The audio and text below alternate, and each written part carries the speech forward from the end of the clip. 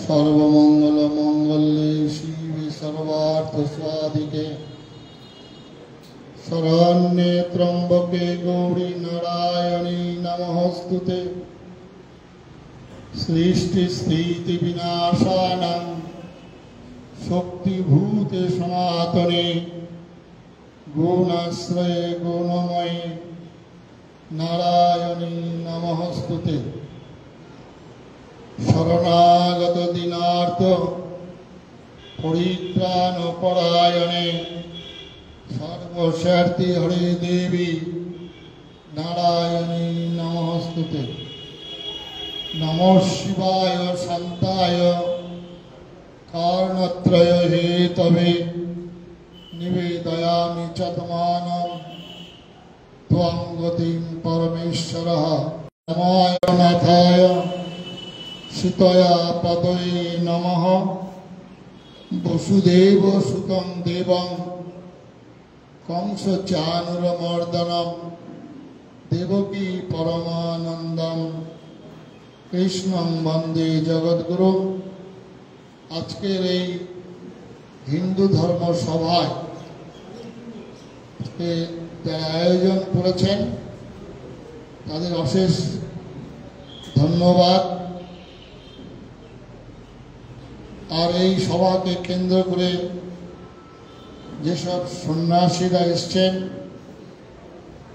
তার মধ্যে উল্লেখযোগ্য আমাদের সঞ্জয় শাস্ত্রীজি, বন্ধু গৌরব মহারাজ, বিশাখানন্দ মহারাজ, আমাদের দেবেশানন্দজি মহারাজ, পাশে হচ্ছেন আমাদের তখন কথা হচ্ছিল আত্মানন্দ। আর সর্বোপরি শ্রদ্ধা নিবেদন করছি 84 বছর বয়স্ক রবীন্দ্রবাবু রবীন্দ্রনাথ ঘোষ। ওজস্বিনী এই বয়সে ওজস্বিনী ভাষায় যে তার সংকল্প, তিনি তার শেষ পর্যন্ত বাংলাদেশের হিন্দুদের রক্ষা করার জন্য তিনি জীবন দান করবেন। হুমকি আসছে, রাখলেন তাদের সুললিত ভাষায় শাস্ত্রের উদ্ধৃতি দিয়ে। এবারে আমার মতো একজন সন্ন্যাসী বাড়ি শূন্য কমণ্ডল হস্তে দণ্ডায়মান আনি চতুর্দিকে সপ্তরথী মিলে ঘিরে ধরেছিলেন। নানা দিক থেকে নানা রকম উদ্ধৃতি দিয়ে তারা আমাদেরকে সমৃদ্ধ করেছেন। আমিও সমৃদ্ধ হয়েছি তাদের বক্তব্যে। মনে রাখবেন, ভারত সরকার এবারে যে পদ্মশ্রী ঘোষণা করেছেন, পদ্মশ্রী অনেক জনকে দিয়েছেন। শিল্প ক্ষেত্রে, সাহিত্য ক্ষেত্রে, শিক্ষা ক্ষেত্রে, বিজ্ঞানের ক্ষেত্রে, ইঞ্জিনিয়ারিং ক্ষেত্রে, কৃষি কাজে, গানে, সঙ্গীতে, বাজনায়, নৃত্যে। এবারে একটা অভিনব পদ্মশ্রীর সম্মান দিয়েছেন, যেটা আধ্যাত্মিক ধর্ম এবং আধ্যাত্মিকতা। এই পুরস্কার, এই পদ্মশ্রী ঘোষণার সঙ্গে সঙ্গে সারা ভারতবর্ষে কোটি কোটি সনাতনী হিন্দু মা ভাই বোনরা আনন্দিত হয়েছেন, সরকারকে ধন্যবাদ দিয়েছেন। আমি কৃতজ্ঞ। বর্তমান ভারত সরকার এটা বেছে নিয়েছেন। আপনাদের জানা প্রয়োজন, ধর্ম এবং আধ্যাত্মিকতা। এতক্ষণ যাবৎ সঞ্জয় শাস্ত্রীজি, বন্ধু গৌরব মহারাজ বক্তব্য রাখছিলেন ধর্মের সঙ্গে কথা। আমাদের ভারতবর্ষটা, এই ভারতবর্ষের উৎপত্তিগত অর্থ সম্পর্কে আমাদের অবহিত হতে হবে। এই ভারতবর্ষের হার রত, প্রতিভায় রত, জ্যোতির ধ্যানে রত এই দেশের মানুষ এতদ্দেশ প্রতিশস্য সকাশাদ অগ্র জন্মন সংসং চরিত্রং শিক্ষরেণ পৃথিবীয়া সর্বমানবাহা। এই ভারতবর্ষের শিক্ষা সংস্কৃতি, এই ভারতবর্ষের চরিত্র সমগ্র পৃথিবীতে আলোকিত করেছেন। পৃথিবীতে যখন কোনো জায়গায় যখন একটি দীপশিখা প্রজ্বলিত হয়নি, ভারতবর্ষ তার জ্ঞান ভাণ্ডার নিয়ে সমগ্র পৃথিবীতে ছড়িয়ে দিয়েছিলেন। বলছিলেন সঞ্জয় শাস্ত্রীজি, তোমার পূর্বপুরুষরা যখন এক গাছ থেকে আরেক গাছে লাভ দিত, তখন আমাদের জ্ঞানের সাধনায় অত্যন্ত তাপস। ভারতবর্ষের মানুষ শ্রেণীবিহীন সমাজ অথবা খাদ্যের সুসমাধানই তার কাছে শ্রেষ্ঠ সমাধান নয়। ভারতবর্ষ চায় আত্মিক মুক্তি, ফ্রিডম অফ দ্য সেল। এটাই ভারতবর্ষের চিন্তা ধারণা। সুতরাং ভারতবর্ষের মানুষ ধর্ম দিয়ে তার জীবন শুরু হবে, ধর্ম দিয়ে তার জীবন শেষ হবে। তাই এই ভারতবর্ষের ধর্মই হচ্ছে মূল। স্বামী বিবেকানন্দ বলেছেন, ভারতবর্ষে ভগবান কৃষ্ণ বাজাবেন, মা কালী পাঠা খাবেন, শিব সাড়ে চড়ে সারা পৃথিবী ভ্রমণ করবেন। কারো ক্ষমতা নেই এটা পৃথিবী থেকে, ভারতবর্ষ থেকে নিশ্চিহ্ন করে দিতে পারে। তারপরের লাইনটা কিন্তু খুব মনোযোগ দিয়ে শুনবেন। যতদিন ভারতবর্ষের মানুষ ঈশ্বর অনুসন্ধানে রত থাকবে, ততদিনই ভারতবর্ষ জীবিত থাকবে। সেই জন্যই বলছেন ঈশ্বর অনুসন্ধান। ভারতবর্ষেই প্রথম মুনি ঋষিরা চিন্তা ভাবনা করলেন পশু থেকে কি করে মানুষ হওয়া যায়, মানুষ থেকে কি করে দেবতা হওয়া যায়। তার যা নীতি নিয়ম সেগুলোই শাস্ত্র আকারে লিখিত হয়েছে। সেগুলোই পালন করলে আমরা মানুষ হব, মানুষ থেকে আমরা দেবতা।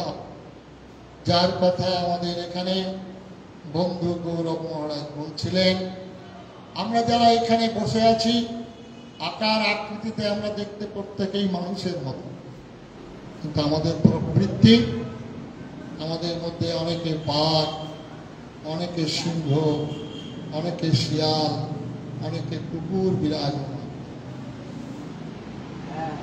তাই তো আমরা দেখি সন্দেশখালী, আমরা দেখি আরজিকর, আমরা দেখি ক্যানিং, আমরা দেখি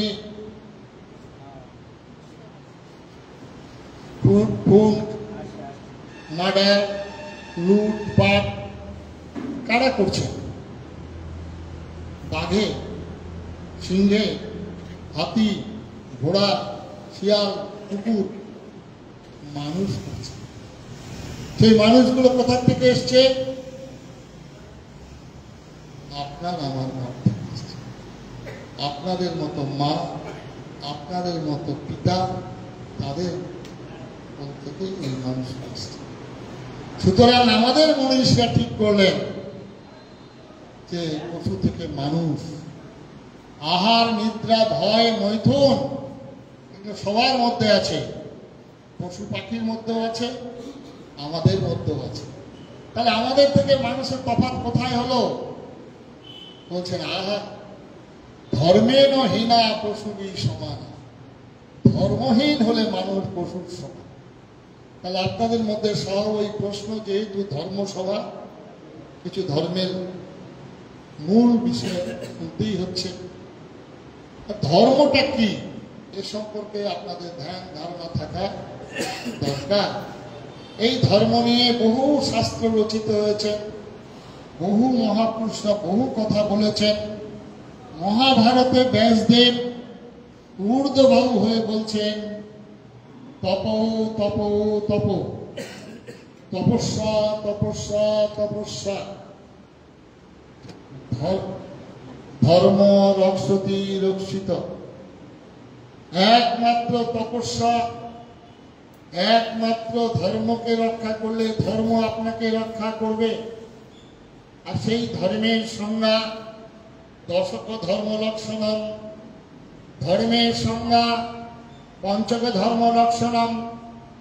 ধর্মের সংখ্যা বহু রূপে ব্যাখ্যা করা যায়, কিন্তু আমাদের ব্যাসদেব বললেন মহাভারতে পরোপকারায় পুণ্যম পরপীড়নায় পাপম। দুটি কথার মধ্য দিয়ে ধর্ম এবং অধর্মের সংজ্ঞা নিরূপণ করলেন। তাই পৃথিবীর বুকে বহু মত নয়, বহু ধর্ম নয়, দুটো মত বিরাজ করছে। এটা খুব ভালোভাবে জানা দরকার। দুটো মত, একটা হচ্ছে ধর্ম আর একটা হচ্ছে অধর্ম। এই ধর্ম এবং অধর্মের কখনো মিলন হয় না। যারা এই ধর্ম এবং অধর্মের মিলনের কথা বলেন তারা নানা রকম ভাবে আমাদের মিসগাইড করেছেন, ভুল পথে পরিচালিত করেছেন। আজকে যে কজন আপনারা এসছেন সার্থক হবে আজকের এই ধর্মসভায় আপনাদের আশা। পৃথিবীর বুকে দুটি জিনিস বিরাজ করছেন, ধর্ম এবং অধর্ম।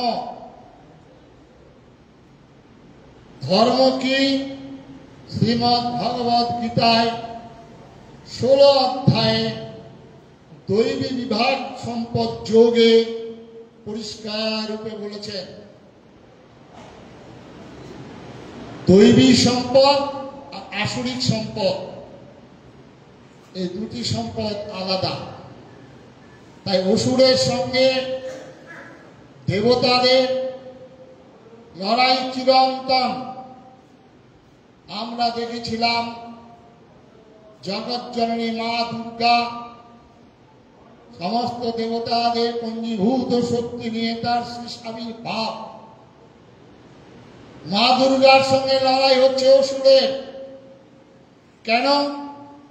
একদল ভ্রান্ত শিক্ষিত লোক আমাদেরকে বিভ্রান্ত করেছেন।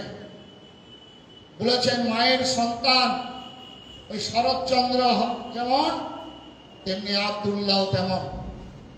কথাটা যখন মানুষ উচ্চ স্তরে উঠেন তখন তার কাছে সমান হন, তখন শীতোষ্ণ সুখ দুঃখেষু সঙ্গ বিবর্জিত হন, তখন তুল্য নিন্দা স্তুতির মৌনী হন। কিন্তু বাস্তব জগতে মা দুর্গাকে অসুরের সঙ্গে লড়াই করতে হয়েছিল।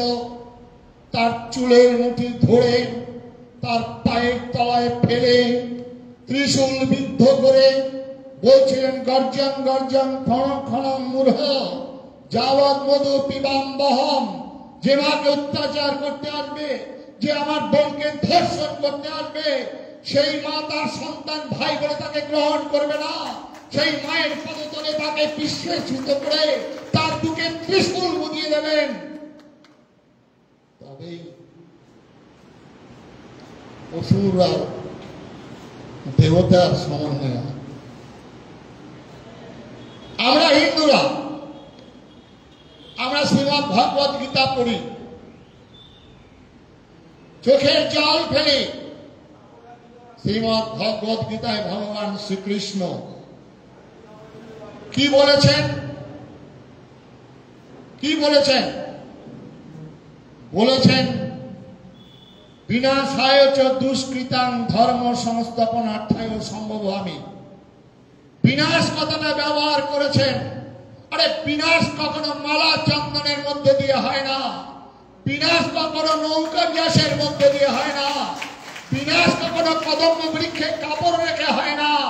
বিনাশ কথাটা ব্যবহার করতে গেলে is what we want strength strength strength, না বলতে মাসালা বাইরা বিনাশ কথাটা ব্যবহার করেছেন।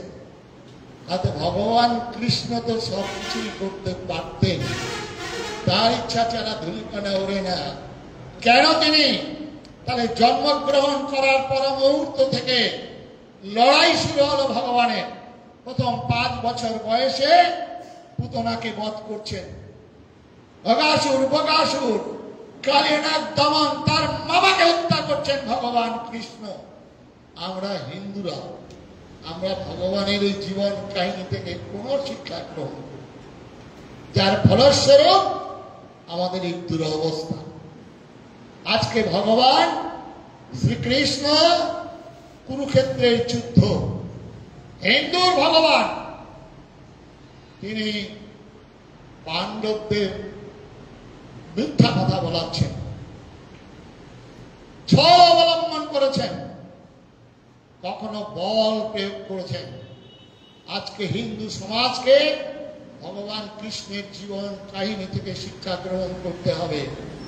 লক্ষ্য ধর্ম সংস্থাপন, লক্ষ্য ধর্ম রাষ্ট্র, আর সেই ধর্ম রাষ্ট্র যদি তৈরি করতে হয়, সেইখানে যদি যেতে হয়, তাহলে পথে আমাকে ছলনা, কখনো কখনো আমাকে বল প্রয়োগ করতে হবে, কখনো তাই সঞ্জয় শাস্ত্রী বললেন, কখনো আমাদের প্রতিবাদ, কখনো আমাকে প্রতিরোধ, কখনো আমাকে প্রতিশোধ করতে হবে। ভগবান শ্রীকৃষ্ণ কুরুক্ষেত্রের যুদ্ধে বলেছিলেন আমি অস্ত্র ধারণ করব না, বলেছিলেন। এবং ছত্রে ছত্রে কোনটা ধর্ম কোনটা অধর্ম কথা শিক্ষা দিচ্ছে। যখন কর্ণ রথচাকা বসে গেছে, কর্ণ অর্জুনকে বলছেন, অর্জুন তুমি ক্ষত্রিয় পুত্র, ক্ষত্রিয় নীতি পালন করো, গৃহস্থের গায়ে আঘাত করতে নাই। অর্জুন ভাবছে তাই তো, আমি ক্ষত্রিয়, আমি নিরস্ত্রের গায়ে আঘাত করবো না। অর্জুন থেমে গেলেন, কর্ণ রথের চাকা তুলছেন, এলেন কৃষ্ণ।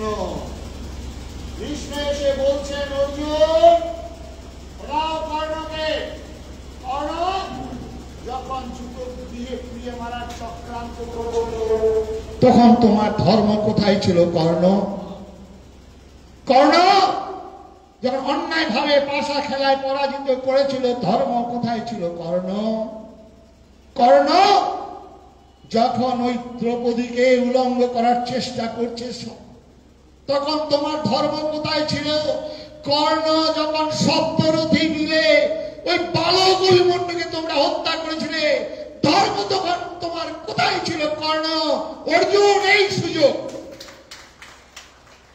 অর্জুন উদ্দীপ্ত হলেন, লড়াই করে সংকল্প করেছিলাম অস্ত্র ধারণ করব না। যখন ভীষ্ম প্রতিজ্ঞা করেছেন আমি এক এক দিনে 50,000 সৈন্যকে হত্যা করছেন, মূল্যবান শেষ।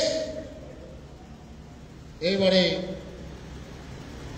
দেখছেন ভীষ্মকে বাণ মারছেন, একের পর এক বাণ, কখনো ফুলের মালা, কখনো নিভে যায়, কখনো তার পাশে গিয়ে পায়ে পড়ে প্রণাম জানায়। কৃষ্ণ দেখছেন অর্জুন এই প্রপিতামহকে দেখে তার মোহ হয়েছে, তার ভিতরে হৃদয়ে করুণার সৃষ্টি হয়েছে, কার সঙ্গে আমি যুদ্ধ করছি, প্রপিতামহকে বাণ আমি মারতে পারবো না, এরকম অবস্থায় অর্জুন বিষণ্ণ হচ্ছেন। তখন ভীষ্ম রূপ করেছেন। কৃষ্ণ রথ থেকে নেমে রথের চাকা নিয়ে আসছেন। তখন অর্জুন বলছেন, হে কৃষ্ণ, তুমি না প্রতিজ্ঞা করেছিলে অস্ত্র ধারণ করবো না?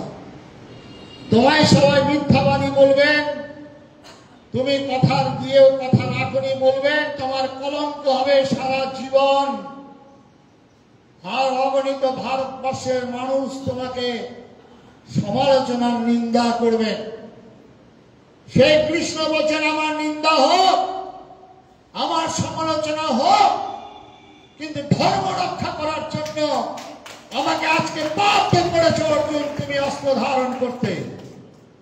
তখন অর্জুন তার পায়ের কাছে পড়ে বলছেন, প্রভু সখা, আমি অস্ত্র ধারণ করছি। মহাভারতের এই শিক্ষা আমাদের গ্রহণ করতে হবে। ধর্মমত দুঃখমত। ভগবান রামচন্দ্রকে নিয়ে আসুন।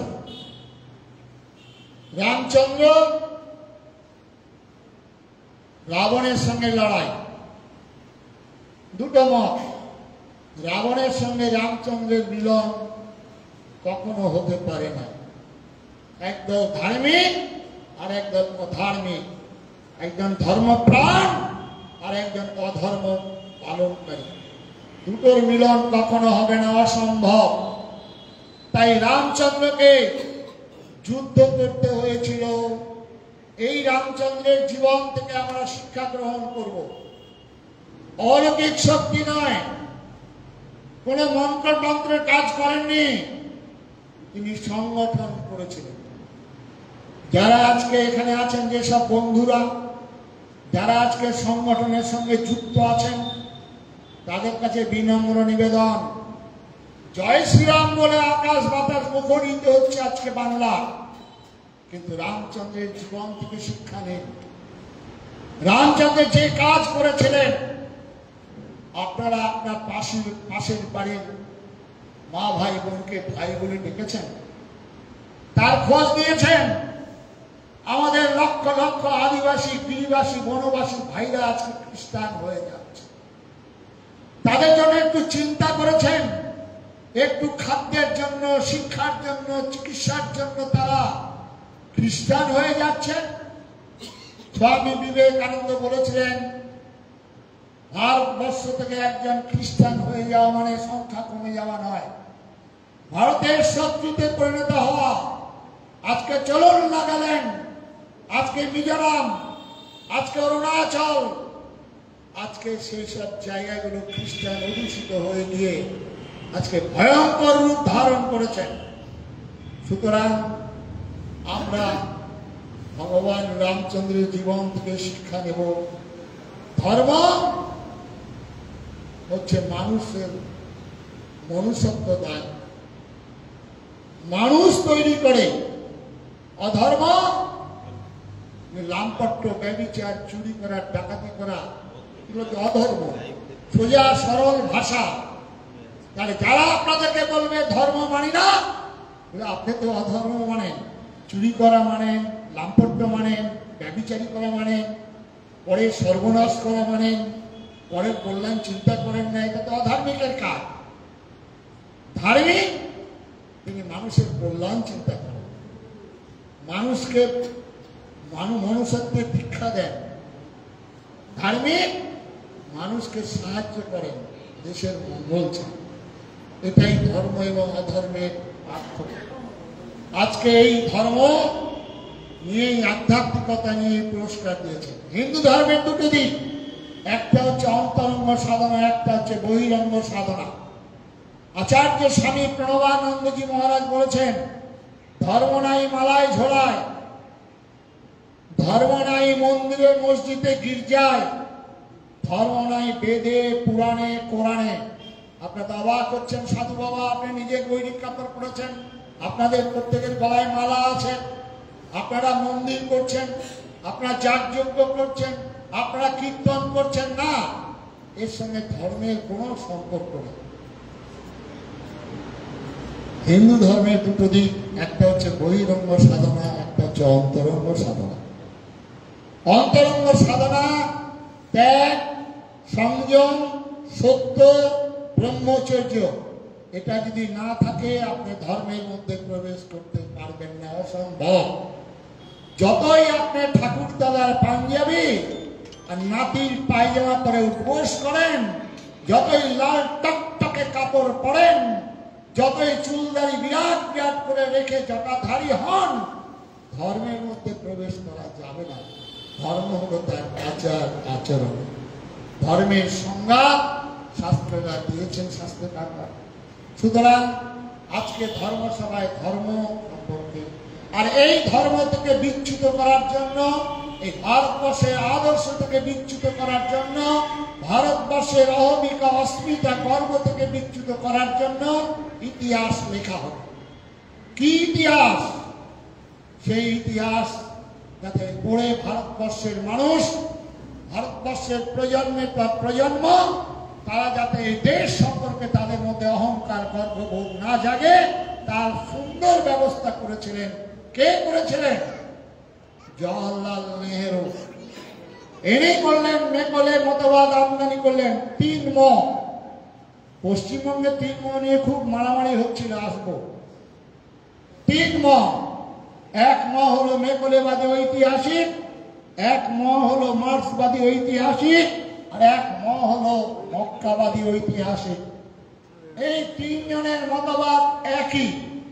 আজকে বন্ধু গৌরব মহারাজ বলছিলেন, আরো এখানে বিশাখানন্দ একবার কোরআনের একজন বিশেষজ্ঞ, তিনিও বলবেন যে 3 ময়ের একই তাদের থিওরি, একই চিন্তাধারা, একই তাদের উদ্দেশ্য।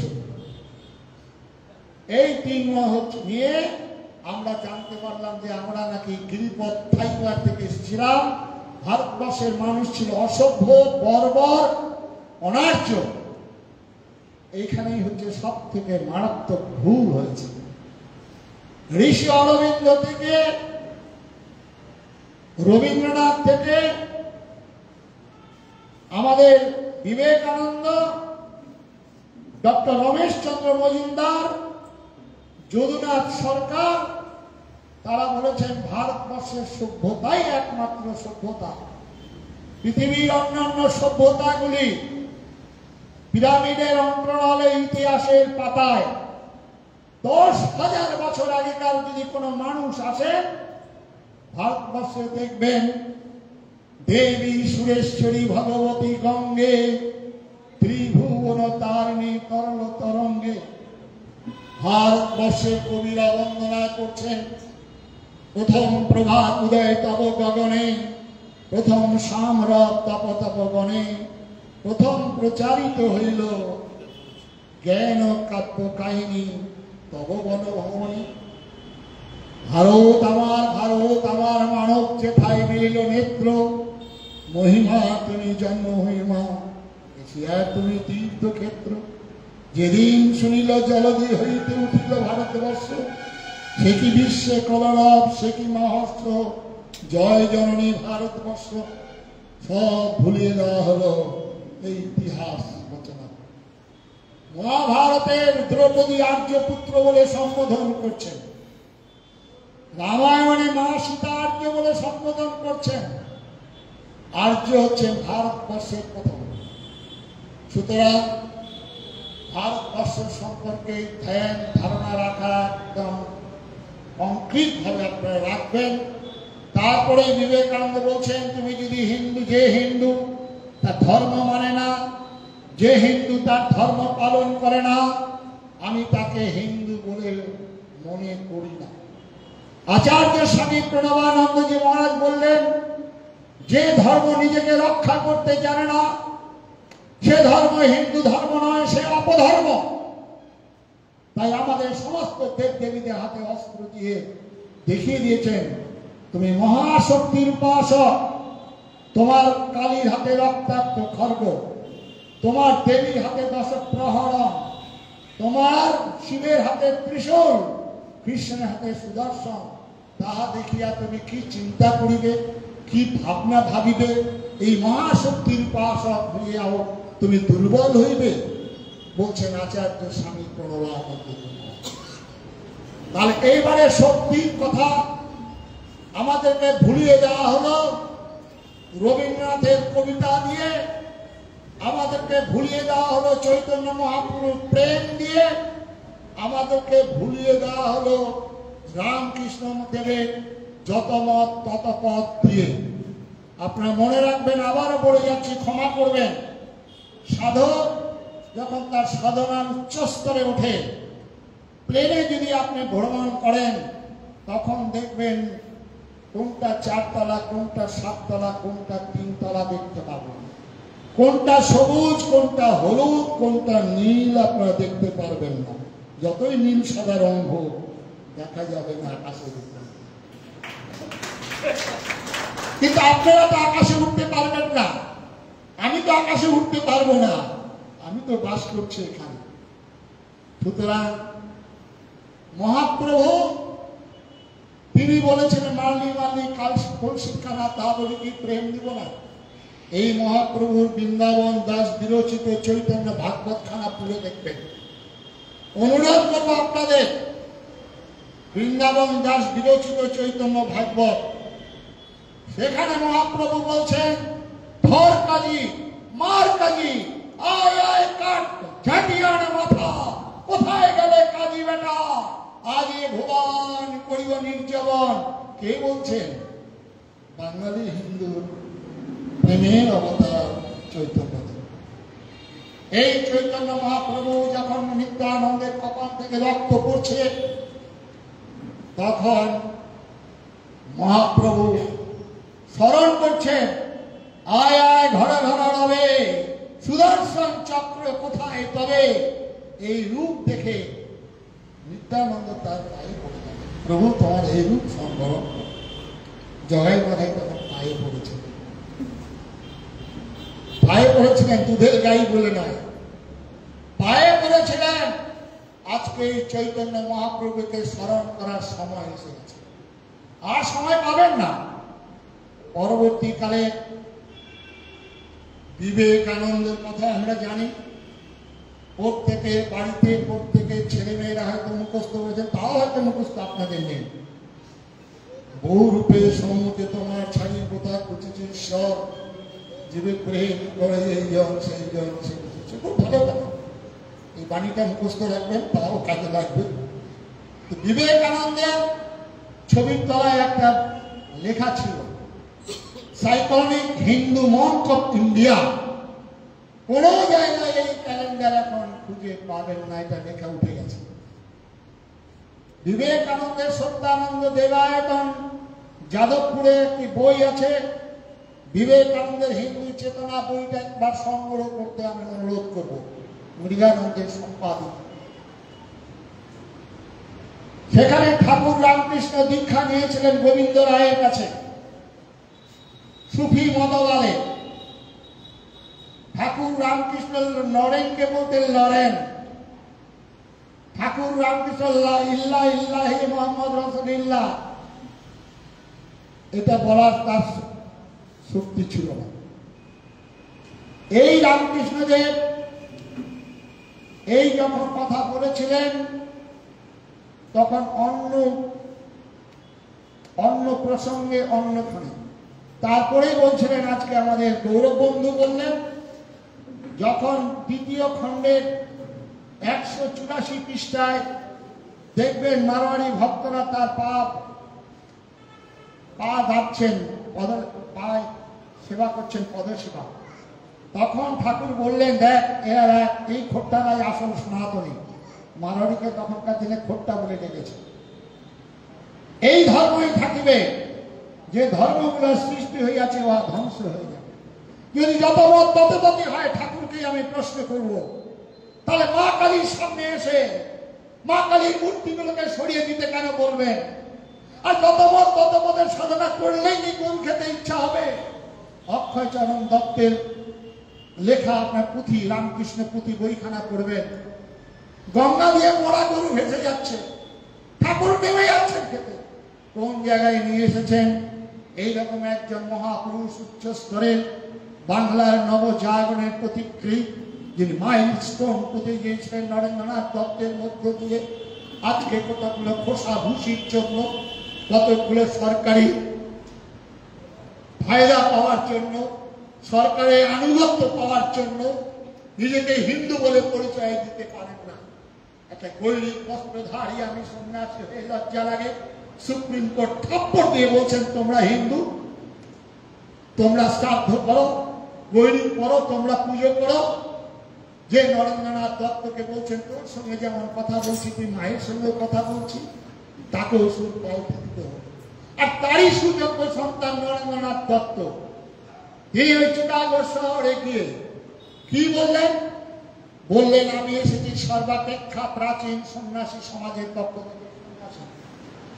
আর বললেন সর্বধর্মের জননী স্বরূপা সনাতন হিন্দু ধর্মের পক্ষ থেকে, কোটি কোটি হিন্দু নারীর পক্ষ থেকে আপনাদেরকে অভিনন্দন জ্ঞাপন করতেছি, আপনাদের ধন্যবাদ জ্ঞাপন করতেছি।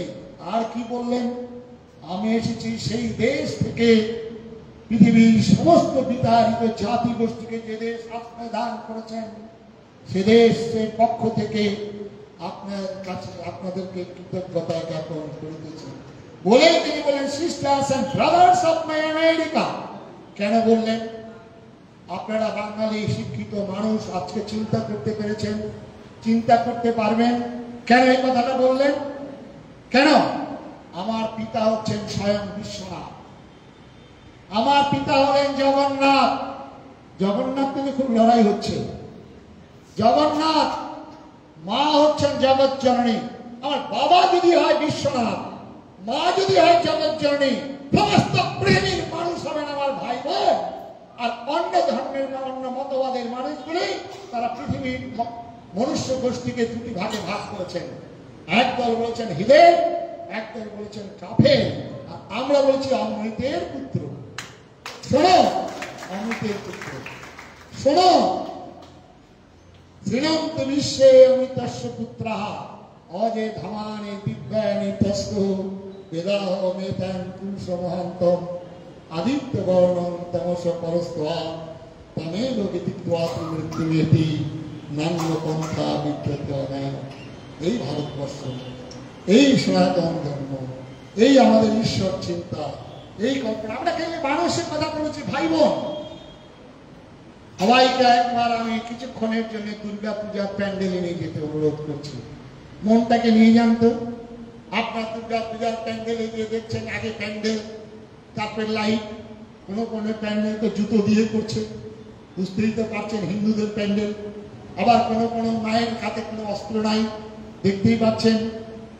কি দুর্ভাগা, কি হতভাগা আমরা হিন্দু। সেখানে শুধুমাত্র মানুষের কথা বলা হয়নি। তাহলে সরস্বতী, লক্ষ্মী, কার্তিক, গণেশের পুজো হতো। তাহলে সরস্বতীর সঙ্গে হাঁসের পুজো কেন? কার্তিকের সঙ্গে ময়ূরের পূজা কেন? গণেশের সঙ্গে ইঁদুরের পূজা কেন? লক্ষ্মীর সঙ্গে প্যাঁচার পুজো কেন? একই ভারতবর্ষের মা, তিনি ভারত মাতা।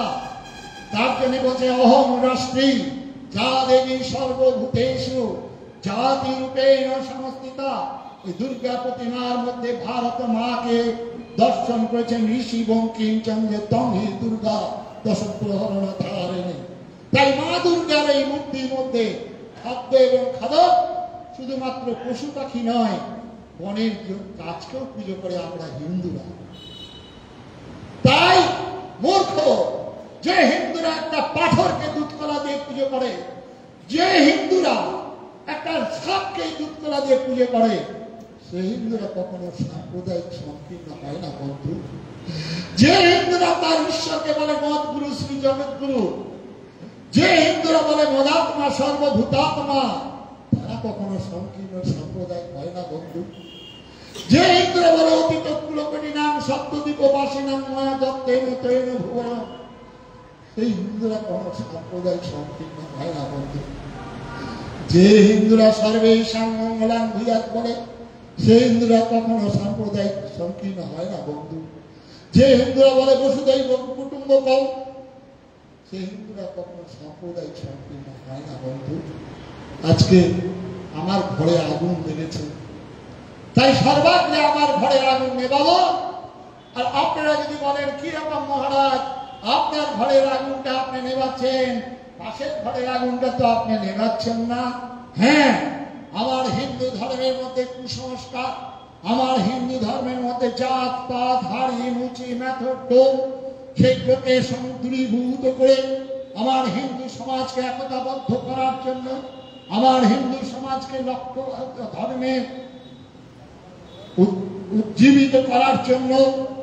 আর আপনারা যদি আমাকে সাম্প্রদায়িক বলেন, আপনারা যদি আমাকে যদি সংকীর্ণ বলেন, স্বার্থপর বলেন, আমি 1000 বার সাম্প্রদায়িক হতে রাজি আছি, আমি 1000 বার সংকীর্ণ হতে রাজি আছি, আমি স্বার্থপর হতে রাজি আছি আমার ধর্মের মানুষকে সমৃদ্ধ করার জন্য।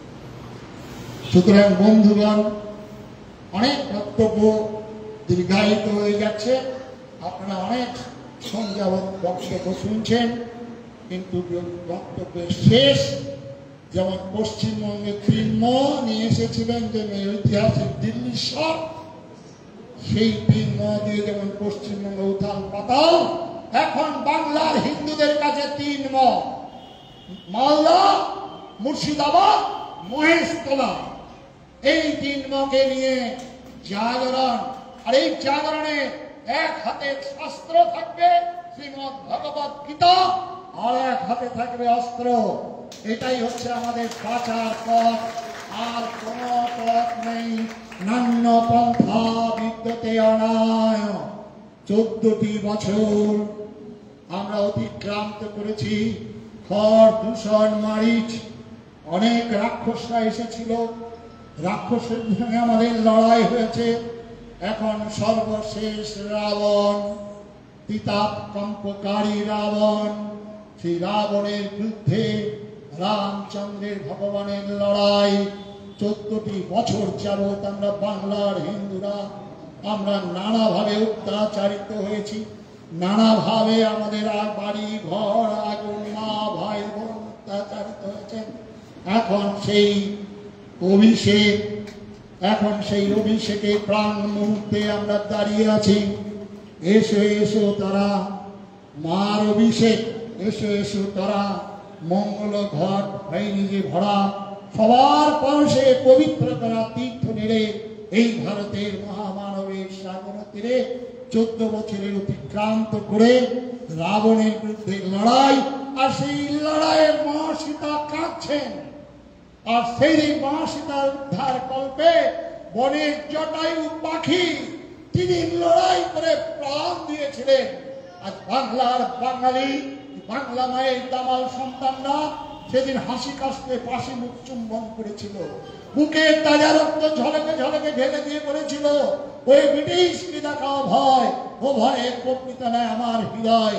সে বাঙালি, যে বাঙালি কোনোদিন মাথা নত করেনি, যে বাঙালি শিল্পে সাহিত্যে শিক্ষায় দীক্ষায় সবার উপরে দাঁড়িয়েছিল, সেই বাঙালির আজকে দুরবস্থা। ভীষণ দুর্দিনে বাংলার ঘরে যত মা ভাই বোন আছেন, আজকে আপনারা জাগুন, না জাগিলে বঙ্গ লড়ো না, দেশ জাগে না। ওই একদিন কংস কারাগারে পাষাণ চাপা বক্ষে যে মাটি কেঁদেছিলেন অঝরে, সেই মায়ের কোল আলো করে এসেছিলেন স্বয়ং ভগবান। বাংলার বুকে আরেক মা কেঁদেছিলেন অদ্বৈত আচার্যের প্রার্থনায়, সচী মাতার কোল আলো করে এসেছিলেন গৌরাঙ্গ মহাপ্রভু। স্বামী বিবেকানন্দ বলছেন, আমার মা পাথরে পাথরে মাথা ফুটে ফুটে আমাকে পেয়েছেন। আচার্য স্বামী প্রণবানন্দজির মাও অঝরে কেঁদেছিলেন ওই শিব মন্দিরে গিয়ে, কোথায় সত্যম শিবম সুন্দরম, তুমি কি আসবে না? তোমার কি আসার সময় হয়নি? তুমি তো প্রতিশ্রুতবদ্ধ ছিলে। এসেছিলেন বিনোদ। মাঘী পূর্ণিমার পুণ্য দিনে প্রণবানন্দ সৃষ্টি করেছেন ভারত সেবাশ্রম সংঘ।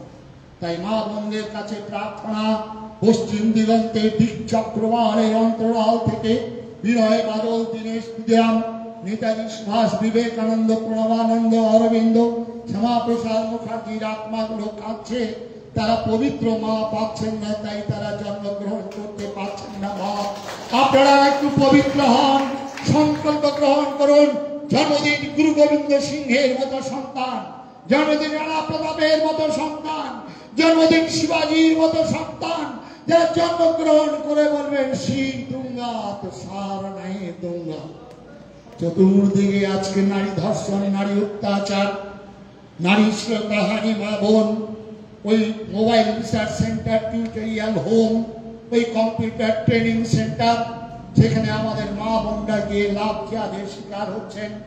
মা বোন, আপনাদের প্রত্যেকের ব্যাগের মধ্যে রাখবেন যদি পারেন আচার্য স্বামী প্রণবানন্দজি মহাদের আশীর্বাদ ত্রিশূল। ত্রিশূলকে সেটা আমাদের গভর্নমেন্ট পারমিশন, যেমন পাঞ্জাবিদের কৃপান, তেমনি আপনার ত্রিশূল রাখতে পারেন। রাখতে পারতেন চাকু, রিভলভার রাখার সময় হবে না, পারবেন না, লাইসেন্সের ব্যাপার আছে। অন্তত আপনার বাড়ির লঙ্কার গুঁড়োর প্যাকেটটা দিয়ে দেবেন ব্যাগের সঙ্গে। যদি কোনো লম্পট ব্যভিচার দুরাচারী আসে আপনার সর্বস্ব হরণ করতে, শিবাজির মতো তাকে আলিঙ্গন করুন। বাঁ হাতটা সালোয়ার কামিজের নিচে ঢুকিয়ে সেই লঙ্কার গুঁড়োর প্যাকেট নিয়ে, চাকু নিয়ে, জয় মা দুর্গা, জয় মা কালী বলে দিয়ে দিন। চিরদিনের মতো লাম্পট্য ব্যভিচার ঘুচে যাবে। কোন দিদি আপনাকে রক্ষা করবে না, বুঝতেই তো পারছেন। আর কি কর, 2টা পর্যন্ত রাত জেগে জেগে তিনি ফোন করছেন। তাই বিদায় নেব। ওই বিবেকানন্দ জাহাজে চেপে যাচ্ছিলেন, তখন পাদ্রী সাহেব নিন্দা করছেন হিন্দু ধর্ম সম্পর্কে। সাহেবের কাছে করজোড়ে বিবেকানন্দ বললেন, আমার হিন্দু ধর্মের উদারতা, আমার হিন্দু ধর্মের মহানতা, আমার হিন্দু ধর্মের বিশ্বজনীন আদর্শ তুমি কিছুই জানো না সাহেব, কেন শুধু শুধু আমার ধর্ম সম্পর্কে নিন্দা করছো? সাহেব ক্ষান্ত হয়, সাহেব বেশি করে নিন্দা করছিলেন। তখন বিবেকানন্দ তো স্মরণ করতেই পারতেন, পাগলে কিনা বলে ছাগলে কিনা খায়। বিবেকানন্দ এটাও বলতে পারতেন, হাতি চলে বাজার মে, কুত্তা ঢুকে লাখো মে। আর বিবেকানন্দ এটাও বলতে পারতেন, আমার গুরু বলেছেন যত মত তত পথ। বিবেকানন্দ তাকে স্মরণ করলেন না। জামার আস্তিকটা উঠলেন, প্রদীপ্ত উদাসনের মতো দাউ দাউ করে জ্বলে উঠলেন। If you want what more you want the say, তুমি আর একটিবার আমার জননী সর্বা ধর্ম সম্পর্কে নিন্দা করো, এক খুশিতে তোমাকে সমুদ্রে যাত্রা করবো। এই বিবেকানন্দকে ঘরে ঘরে পূজা করুন। Is what we want, strength, strength, strength. শক্তি শক্তি শক্তি। শেষ কথা, মা কালীর সামনে বলি হয়, নৈব গজ, নৈব ব্যাঘ্র, নৈব নৈব চ ব্যাঘ্র, নৈব অশ্ব প্রজাপুত্র, বলি দুর্গা দেব দুর্গা ভাব। মানে মা কালীর সামনে বাঘের বলি হয়, মা কালীর সামনে সিংহের বলি হয় না, হাতির বলি হয় না, মা কালীর সামনে বলি হয় পাঠার আর ভেড়া। তাই 1947 সালে মা কালীর সামনে বলি হলাম। পুরোহিত মন্ত্র উচ্চারণ করছেন, একজন is coming Pakistan shall come on my dead body. আরেকজন উচ্চারণ করলেন, demand for Pakistan, it is fantastic nonsense. আমরা পাঠা মা কালীর মন্দিরে নিয়ে যাওয়া হলো, আর সেখানে পুরোহিত মন্ত্র উচ্চারণ করছেন, আর পাঠাটা খুব আনন্দ। আজকে অনেকেরই আপনাদের আনন্দ হয়েছে এখানে, যে আজকে অচিন্ত্যবাবু কি না আয়োজন করেছেন, আর সাধু বাবারা কে যে কি রকম বক্তব্য রাখছেন, করতালি, চারিদিকে লাইট আর ফ্যান চলছে। সেই দিন পাঠাটাকে এরকম অবস্থা হচ্ছে। পাঠাটাকে স্নান করিয়েছে, আর মনের আনন্দে ওকে নিয়ে যাচ্ছে মা কালীর মন্দিরের সামনে। ওখানে হাত কাট পোতা থাকে, আর বাঙালি তুমি বুঝতে পারছেন, যেখানে বাঙালি মা কালী আর সেখানে পাঠাগুলি দলাদলি। আর সেখানে পাঠাটাকে নিয়ে গিয়ে হাত কাটের মধ্যে মাথাটা ঢুকিয়েছে। পুরোহিত মন্ত্র উচ্চারণ করছেন, জয়ন্তী মঙ্গলা কালী ভদ্রকালী কপালিনী দুর্গা শিবা ক্ষমাধাত্রী সোহা সোহাজা। মারছে কোপ, পাঠা ভ্যা। আর বাকি পাঠাগুলো দেখুন কি অবস্থা। তারা যে ওই যে ঘাস দুব্ব আর কাঁঠাল পাতা বেল পাতা যে অর্পণ করেছে, সেগুলো মনের আনন্দে খাচ্ছে। আর পাঠারা নিজেদের নিজেদের পিছনে গুতাগুতি করছে। পাঠাটা যে দেখ তোকে যে বলি দিচ্ছে, তার পিছনে তোমার মাথাটা বোধ শক্তি নেই।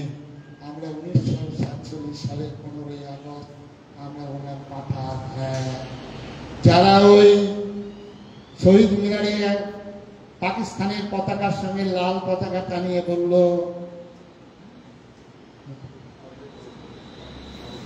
পাকিস্তান দাবি মানতে হবে, তবে দেশ স্বাধীন হবে, আমরা সেই দলটাকে রাখলাম। যে দলটা ইনকামিং পাকিস্তান সেলকাম, তাদেরকে রাখলাম 2 দশক যাব। আমরা বুঝতে পারলাম না কারা আমাকে করে দিল।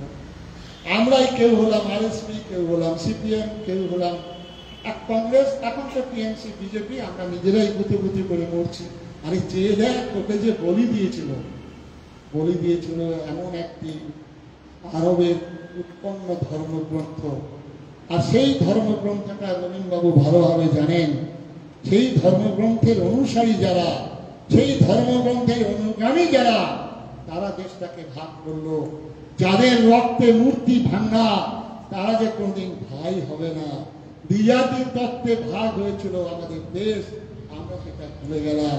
এখন টিভির পর্দায় দাঁড়িয়ে বলছেন লম্বা বেলা ঝটকায় গেলা, আমরা বাঙালি, আমরা সম্প্রীতির আদর্শ, আমরা হিন্দু মুসলমান করতে দেব না, আমরা ওই বিজেপি, ওই বিশ্ব হিন্দু পরিষদ, ওই কার্তিক মহারাজ, আমরা এটা হতে দেব না, আমরা বাঙালি। আরে তোর বাপ পেরেছিল 1947 সালে আটকাতে, তোর বাপ পেরেছিল।